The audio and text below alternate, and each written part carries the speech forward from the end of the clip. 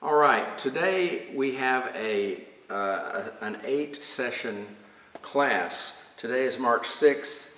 The final session is May the 8th, and that would give you 10. However, on Palm Sunday, April the 10th, and Easter Day, April 17th, we won't have class. We're doing other things. And so that will give you 8 sessions. And so 8, really for classes like that, 6 or 7 is the best. And 9 and 10 is too many because people drop out. But nonetheless, here we are. Today is the first of 8 lessons on Amos. And today I'm not going to actually teach about Amos or the prophet Amos or the book of Amos today, but I want to lay the groundwork for understanding the book of Amos. I'm not really a historian of the ancient Near East, but I can tell you a lot about the Hebrew Bible or the Old Testament. You will probably hear me call it the Hebrew Bible rather than the Old Testament, because I like to use the scholarly term, which is a kind of a neutral term. Whether, Jews do not consider it the Old Testament, they consider it the Bible. And Christians use the term Old Testament.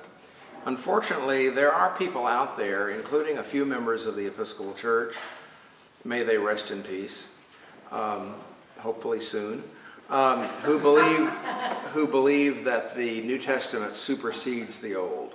And we call this heresy supersessionism. The most notorious supersessionist was the heretic Marcion in the early 2nd century. He created a canon of the Bible for Christians, and it included no Old Testament.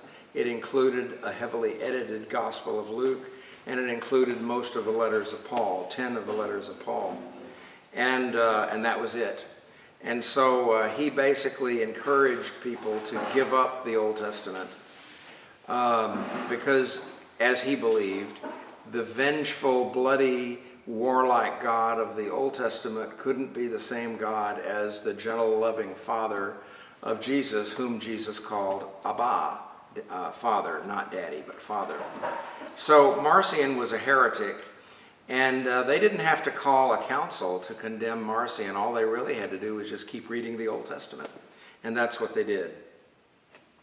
And so I wish I knew more about ancient Near Eastern history, but I'll tell you what I know, which is not much. You need to get access to a really good Bible, and the best are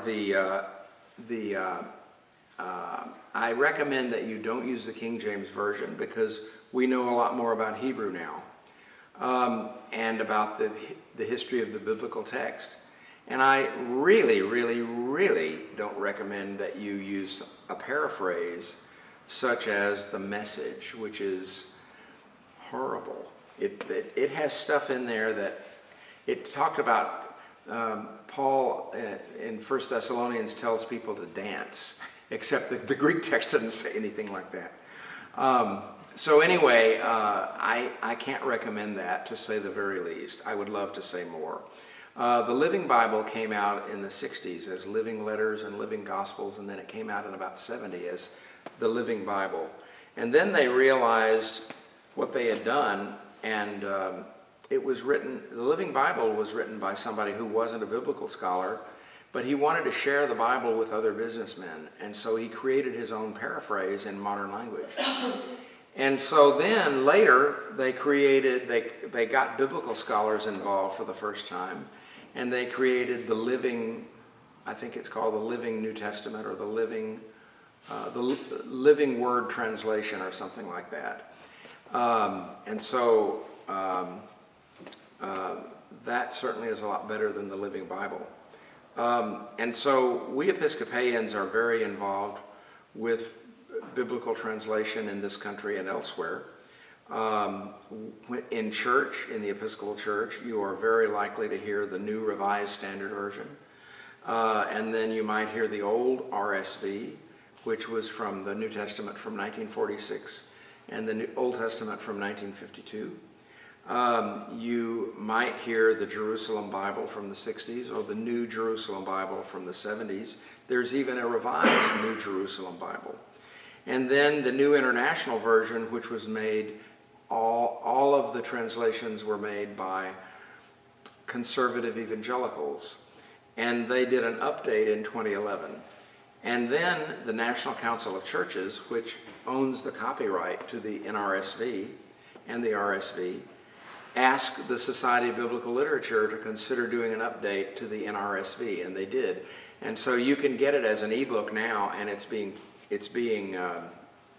printed as a printed book. But you can actually download the NRSV UE, the updated edition, as an ebook on Amazon. So I haven't gotten my hands on a copy, but I'm sure I will as soon as it's really printed. Of course, we're all familiar with these wonderful study Bibles, and I know two of the editors. HarperCollins Study Bible was edited by Harry Attridge at Yale, and he had other editors too. And then the New Oxford Annotated Bible is edited by Mark Zvi Brettler, along with other editors. And so these study Bibles are really very useful. They also have wonderful maps, and you've got the HarperCollins Study Bible, and it's the one that has very interesting maps because it shows you the different extent of the kingdom of Israel. In other words, when David and Solomon were kings, they had more territory, and so the boundaries are wider than they were at other times. And so the HarperCollins Study Bible has got good maps, and the New Oxford Annotated has beautiful maps. And of course, we also have a copy of the Oxford Bible Atlas from which those maps are taken. And the Oxford cartographers, of course, make the most beautiful maps in the world, I think. So anyway, there's a lot that's available. By the way, I have a copy of the 5th edition of the New Oxford Annotated, and I have it on computer because I got it as an ebook from Amazon. Well, anyway, the Old Testament, or the Hebrew Bible, is the first 3/4 of the Bible. And for Jews, it is the entire Bible. For Christians, it's the first 3/4 of the Bible. By the way, Christians do not have two canons of the Bible. We have one canon of the Bible, the whole Bible, including both Old and New Testaments. And as Christians, we believe that the entire Bible is inspired. By the way, we believe that the original text is inspired. We don't believe that any translation is inspired. We don't believe that any interpretation is inspired. By the way, all translations are interpretations.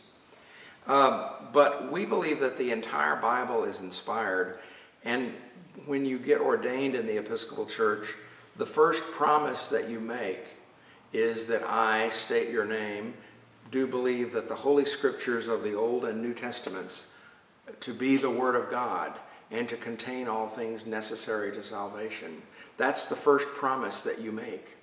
And then, and I do solemnly engage to conform to the doctrine, discipline, and worship of the Episcopal Church. So if you happen to be a priest or a bishop or a deacon and you give up believing that the Bible is inspired, you should give up your ordination in the Episcopal Church.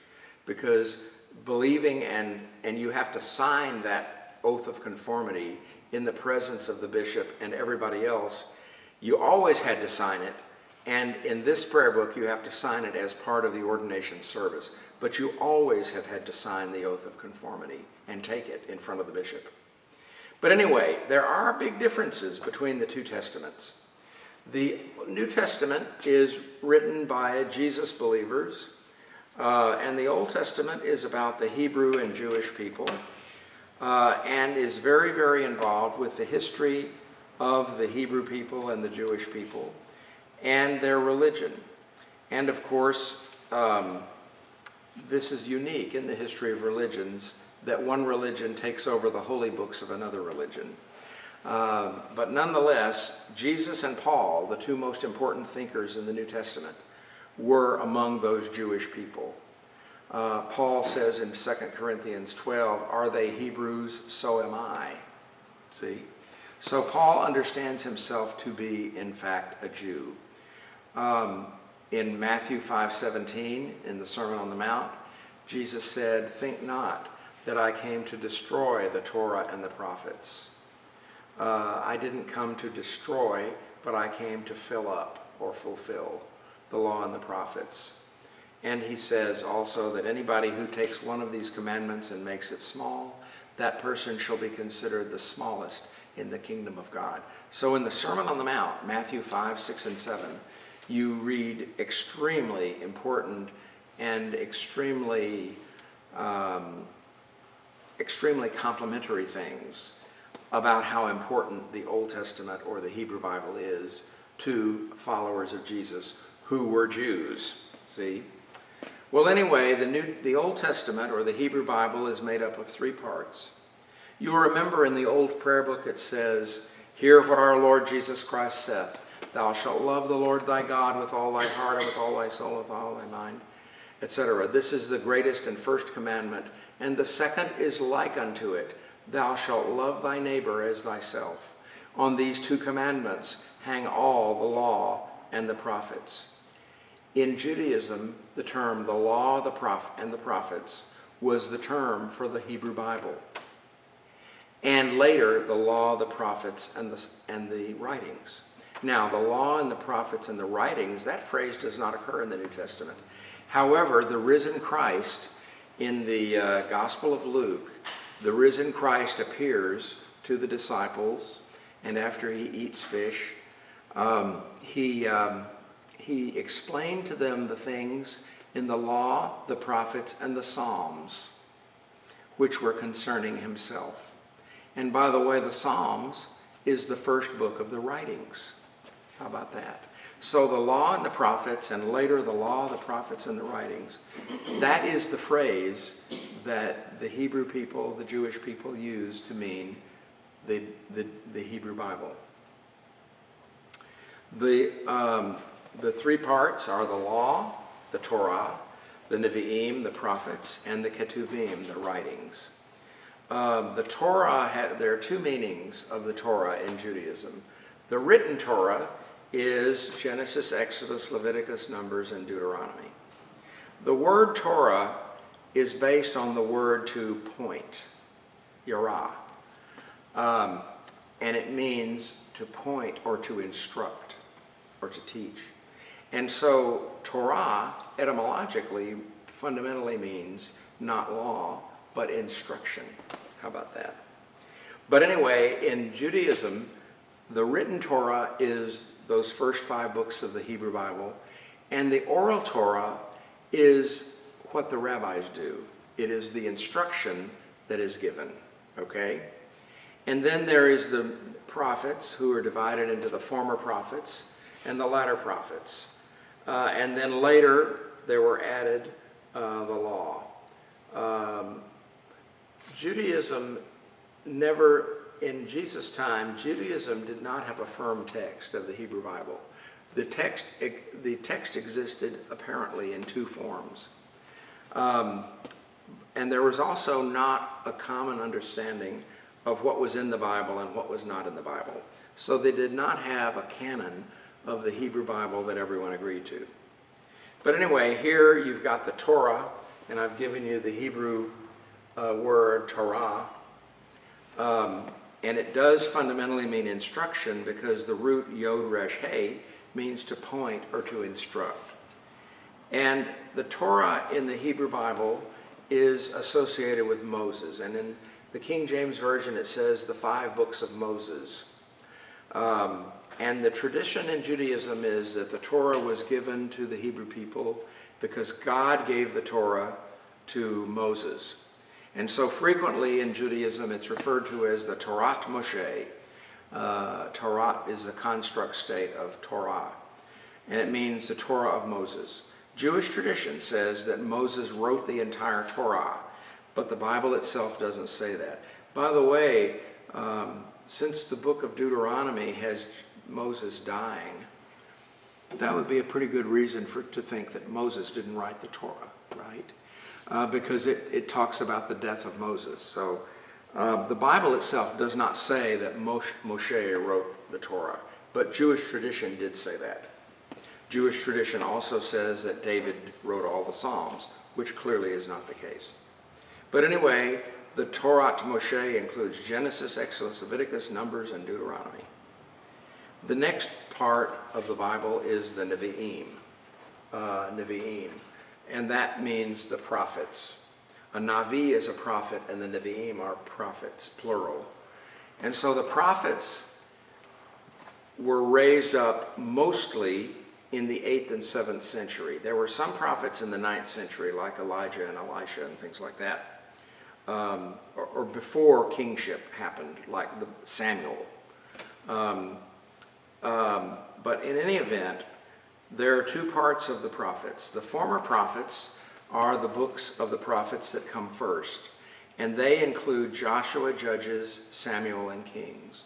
And so these are books that narrate what the early prophets and and other prophets did during the time of the kings.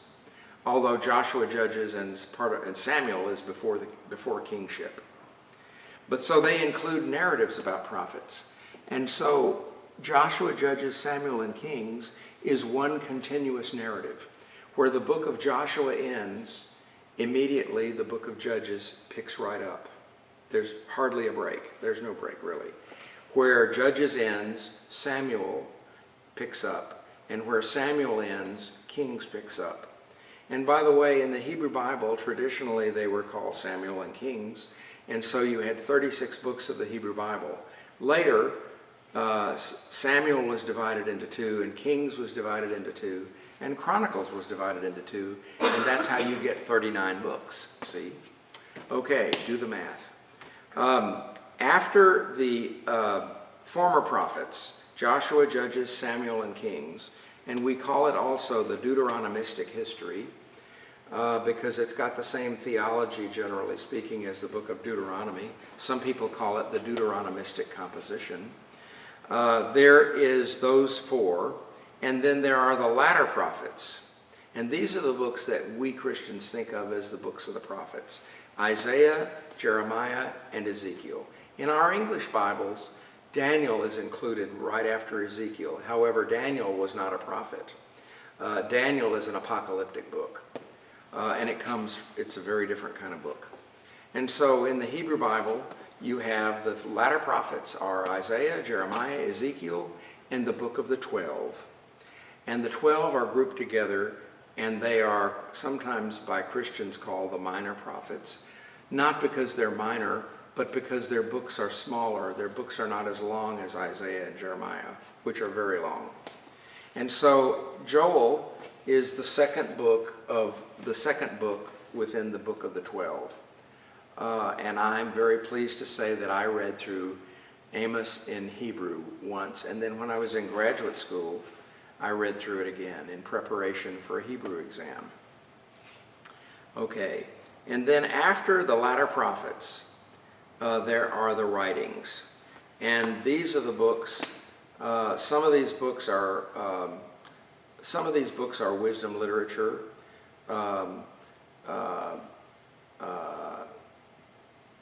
For example, the book of Job is wisdom literature. Anyway, there's a bunch of different kinds of literature in the writings. Psalms is the first book.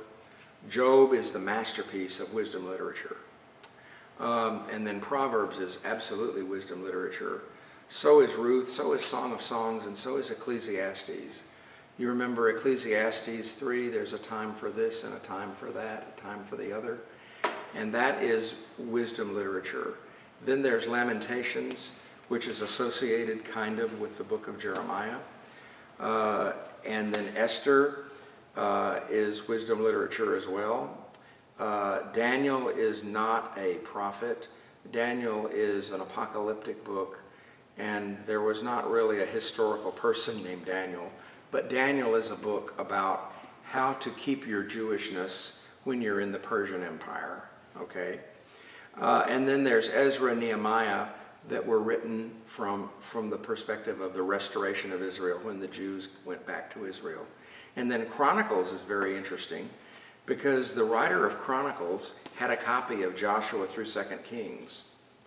Joshua through 2 Kings is written from the southern point of view, the southern kingdom. Chronicles is a rewrite of Joshua through Kings from the northern point of view. How about that? The northern kings are not so bad in the book of Chronicles as they are in Joshua through Kings. Okay, now, since the Torah begins with a T, and Nevi'im begins with a nun, and Ketuvim begins with a kaf, if you put the T, the N, and the K together, you get the Tanakh. And that is the Hebrew acronym for the Hebrew Bible. And so the Tanakh means the law, the prophets, and the writings. In the time of Jesus, who lived from about 6 to 5 BCE to about 30 or 33 CE, as far as we know, there was no canon of the Hebrew Bible. There was no official list of the books that are in the closed collection of the Bible, as opposed to books that were just important books for Jews to read. So there was no canon of the Hebrew Bible, and there was also no firm text that was the one and only Hebrew text that was used everywhere in the Jewish world.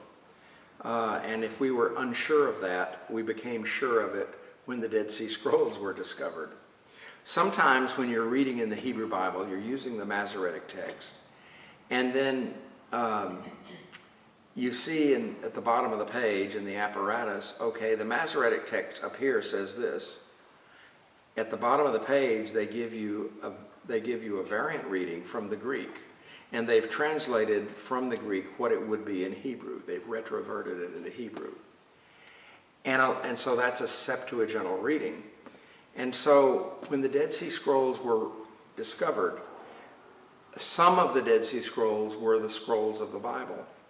And when you can check the Dead Sea Scrolls biblical text, and where the Masoretic text disagrees with the Septuagint, frequently the Dead Sea Scrolls biblical text agrees with the Septuagint against the Masoretic text. And the Masoretes didn't exist until the 5th through the 10th centuries CE, our era, right? So basically this means that the Hebrew Bible was transmitted in at least 2 different forms in the time of Jesus. How about that?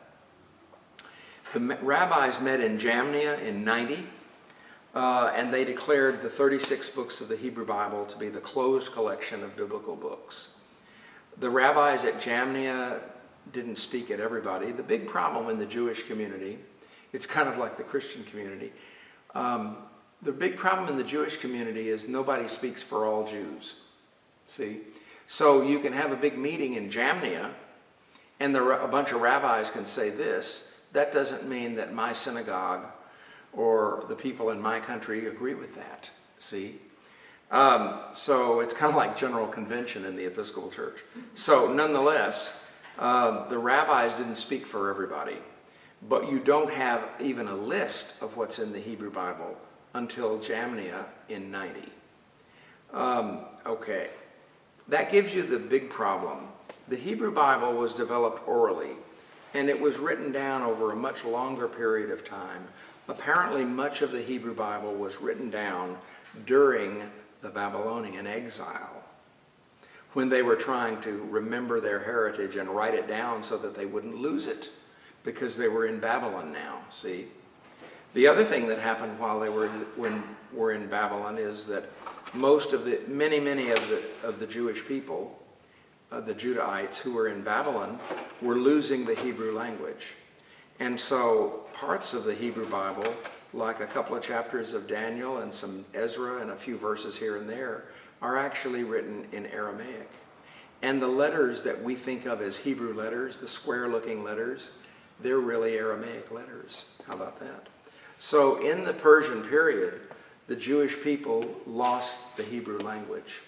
And then when Alexander the Great conquered the world, and they divided up the world between his generals and successors, they enforced Hellenism on all communities that were conquered, including Judaism.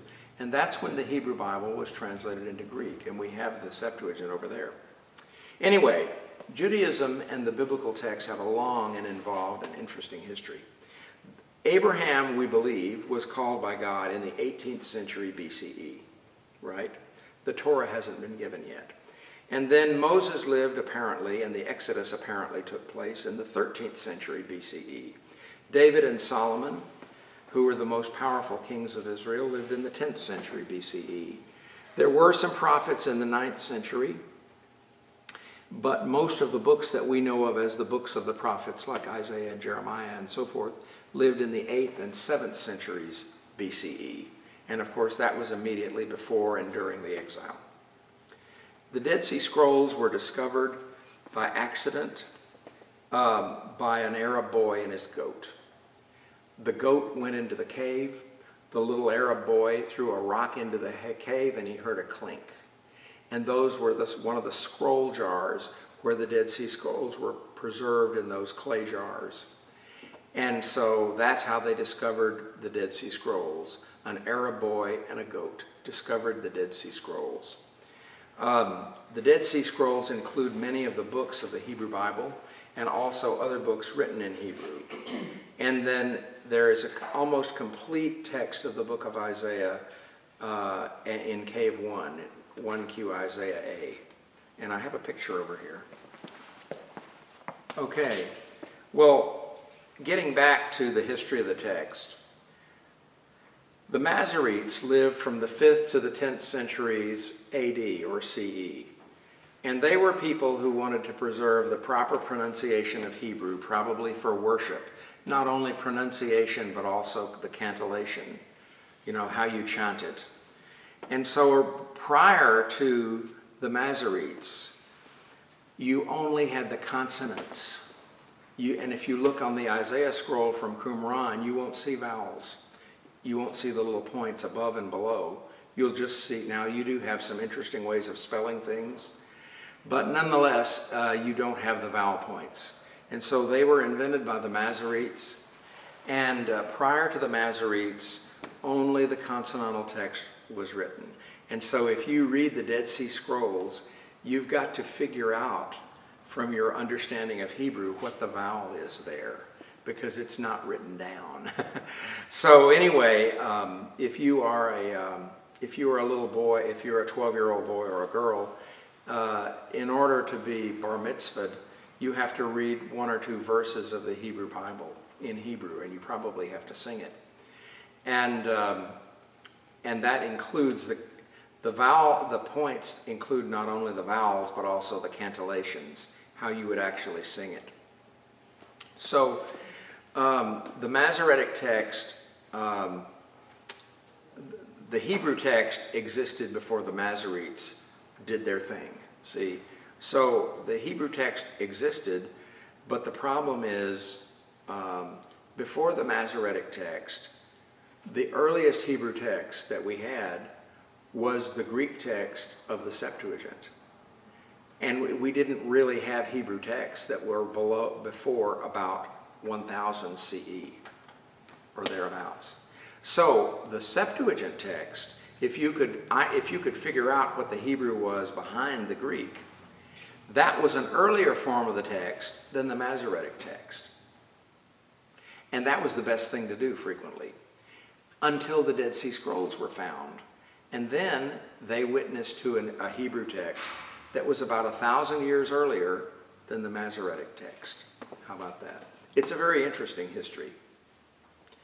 The Septuagint was translated into the 3rd and 2nd century CE into Greek. And it was for the benefit of synagogue worship in Greek, the Greek-speaking synagogue. The Hebrew text underlying the Septuagint was older than any Hebrew text that we have. And we now do not have that Hebrew text. But nonetheless, when the Hebrew Bible was translated into Greek, other books were added to the 36 books of the Hebrew Bible. And we in Anglicanism call those books the Apocrypha. Roman Catholics call them deuterocanonical because they were added to the canon later. They don't think that they're any less canonical than the books of the Hebrew Bible. But we Anglicans do in fact read the Apocrypha in worship. And one of the options for a funeral is the Book of Wisdom of Solomon, chapter 3. The souls of the righteous are in the hands of God, and no torment will ever touch them.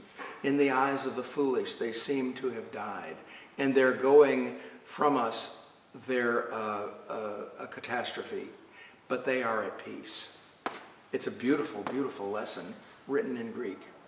And so when the Hebrew Bible was translated into Greek, they added other Greek books, and they also added First Maccabees, which was Hebrew. And here are the books of the Apocrypha. First Maccabees was written in Hebrew, but a complete Hebrew text doesn't survive. But virtually all of these books were written really in Greek. Maybe not First Esdras and Second Esdras or Tobit, but basically everything else was written in Greek to begin with. Certainly Second Maccabees was written in Greek. The Bible begins with the beginning, and the Bible does not give us a single creation story, but rather two creation stories. And your fundamentalist friends disagree with that. And you should ask them, well, if you believe it's all one story, then did God create the world twice? And they won't be able to answer that question. Okay, but in chapter 1, verse 1, to chapter 2, verse 4a, you have the creation according to the days of the week. And men and women are created equally in the image and likeness of God. And there's no sin. In 2:4b through 3:24, there is sin. And you have the fall. And Adam and Eve, Adam and Chaveh, disobey God by eating the tree eating the fruit of the tree in the middle of the garden, and they get kicked out of the Garden of Eden. And the punishment for sin, of course, is to make the human race mortal. Prior to that, the human race was not mortal. But since that time, the human race will die. Well, anyway, one of the other things that you have to remember, and this is dealt with in the book of Amos in a way, is that God called Israel. Why is the nation of Israel, ancient Israel, why is that God's chosen people? And the answer is, it's God's chosen people because God chose them. There's no other reason they're God's chosen people. God simply chose Israel because. That's it. And that means that by the choosing of Israel, God elected or chose Israel to be God's special people. Other nations might very well have righteous people among their people, but God's election of Israel, we call this the Doctrine of Election. God's election of Israel makes Israel unique. God watches over and guards and defends Israel. However, the prophet Amos doesn't exactly think so. The doctrine of election is what makes the fall of Israel and the fall of Judah so tragic. How do you explain Israel being God's chosen people if Israel is then allowed by an omnipotent God to fall? See, it's a big problem. And so the Deuteronomistic history, Joshua, Judges, Samuel, and Kings, goes all the way from the death of Moses, all the way to the fall of Israel.